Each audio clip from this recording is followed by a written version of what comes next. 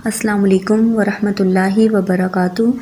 میں امید کرتی ہوں کہ آپ سب ایمان اور صحت کی بہترین حالت میں ہوں گے، اور دعا ہے کہ اللہ سبحانہ تعالیٰ ہمیشہ آپ کو اچھے حال میں رکھے اور آپ کی طرف بڑھنے والے ہر شر کو خیر میں بدل دے، آمین۔ آج میں جس ٹاپک پہ بات کروں گی وہ ہے امید۔ امید زندگی میں بہت اہمیت رکھتی ہے، جیسا کہ مثل مشہور ہے کہ دنیا امید پر قائم ہے۔ امید اپنی صلاحیتوں پر اعتبار کرتے ہوئے توکل کا نام ہے۔ اس کا مطلب یہ ہے کہ جو ہو رہا ہے وہ ٹھیک ہو رہا ہے اور آئندہ بھی انشاءاللہ ٹھیک ہوگا۔ جب ہم گاڑی میں بیٹھتے ہیں تو ڈرائیور کو بار بار یہ نہیں کہتے کہ آہستہ چلو، تیز چلاؤ، گیئر لگا لو، ادھر موڑو، بار بار اسے ٹوکتے نہیں رہتے، بلکہ کیا کرتے ہیں، ڈرائیور پر اعتماد کرتے ہیں، اسے اپنی منزل کا بتا کر پرسکون ہو کر بیٹھ جاتے ہیں کہ جب میری منزل آئے گی ڈرائیور مجھے بتا دیں گے۔ اسی طرح ہماری زندگی کی گاڑی اللہ تعالیٰ چلا رہے ہیں، تو جو گاڑی اللہ تعالیٰ چلا رہے ہیں کیا اسے کبھی کوئی پریشانی ہو سکتی ہے؟ کیا وہ گاڑی بھٹک سکتی ہے رستے سے؟ نہیں۔ اس بات پہ پکا یقین ہونا کہ اللہ ہمیں 70 ماؤں سے زیادہ پیار کرنے والا ہے، وہ ہمیں کبھی بھی رستے میں ناکام نہیں چھوڑے گا۔ بس ہمیں اپنے اندر یہ احساس پیدا کرنا ہوتا ہے کہ اللہ بہت پاورفل ہیں۔ اگر اللہ مجھے کامیاب کرنا چاہیں تو پوری دنیا مل کر بھی مجھے ناکام نہیں کر سکتی۔ نفع اور نقصان کا مالک صرف اور صرف اللہ تعالیٰ ہے۔ ہمیں آپٹیمسٹک ہونا چاہیے۔ آپٹیمسٹک ہونے کا کیا مطلب ہے کہ ہمیشہ پازیٹیو اپروچ ہونی چاہیے۔ بعض دفعہ کچھ چھوٹی چھوٹی ناکامیاں بہت ضروری ہوتی ہیں بڑی کامیابی پانے کے لیے، لیکن اگر آپ نیگیٹو اپروچ رکھتے ہوں تو آپ انہی چھوٹی چھوٹی ناکامیوں میں ہی الجھ کر رہ جاتے ہیں اور بڑی کامیابی تک پہنچ ہی نہیں پاتے۔ اچھا، میرا آپ سے یہ سوال ہے کہ انسان سپیریئر بینگ کیوں ہے؟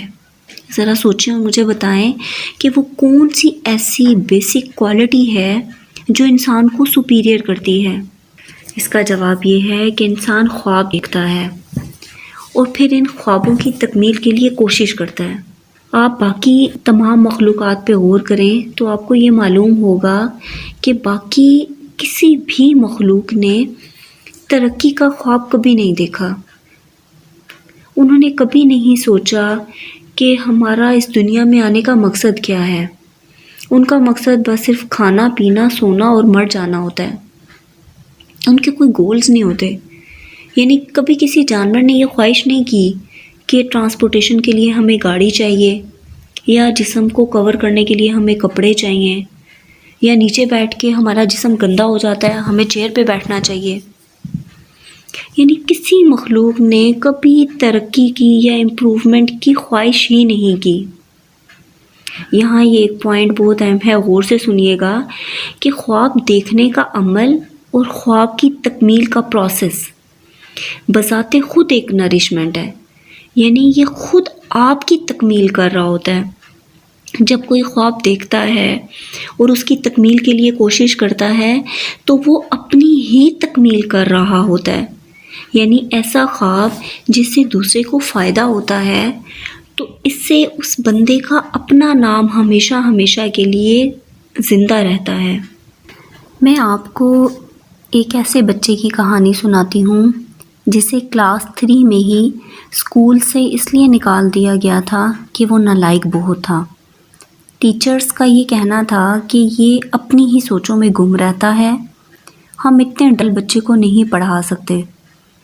اس کی ماں کو ہر وقت اس کا خیال رکھنا پڑتا تھا۔ اس بچے کی بائیوگرافی میں لکھا ہوا ہے کہ ایک دن اس کی ماں گھر نہیں تھی، جب وہ واپس آئیں تو بچہ غائب تھا۔ بہت ڈھونڈنے کے بعد وہ مرغیوں کے ڈربے سے ملا۔ وہ انڈوں کے اوپر بیٹھا ہوا تھا اور اس کے سارے کپڑے گندے ہو گئے تھے۔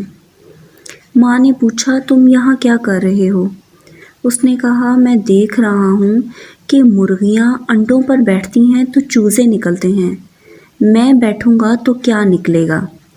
اسی نالائق بچے نے خواب دیکھا کہ دنیا میں بہت اندھیرا ہے روشنی ہونی چاہیے۔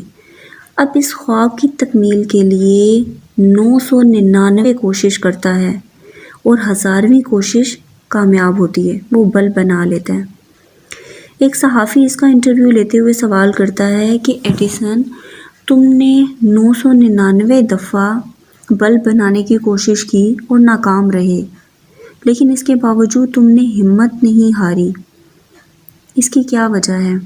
ایڈیسن نے کہا کہ میں نے 999 وہ طریقے بھی ایجاد کر لیے جس سے دنیا والوں کو یہ پتہ چلا کہ ان طریقوں سے بلب نہیں بن سکتا، تو ثابت ہوا کہ وہ شخص جسے پورا معاشرہ ٹھکرا چکا تھا، جب اس نے خواب دیکھا تو اس کی تکمیل کر لی۔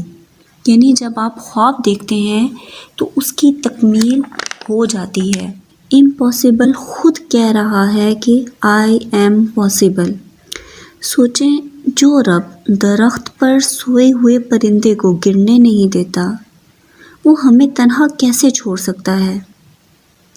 بس اس پر بھروسہ رکھیں، انشاءاللہ وہ سب کچھ ٹھیک کر دے گا۔ اپنی ڈیلی لائف سے ایک مثال لیں۔ جب آپ ایک بچے کو ہوا میں اچھالتے ہیں تو وہ ہنستا ہوا نیچے آتا ہے، کیونکہ اسے یقین ہوتا ہے کہ آپ اسے گرنے نہیں دیں گے۔ یہی والا یقین آپ بھی اپنے اندر پیدا کریں کہ میرا رب مجھے کبھی گرنے نہیں دے گا۔ اللہ تعالیٰ آپ کا حامی و ناصر ہو۔ اللہ حافظ۔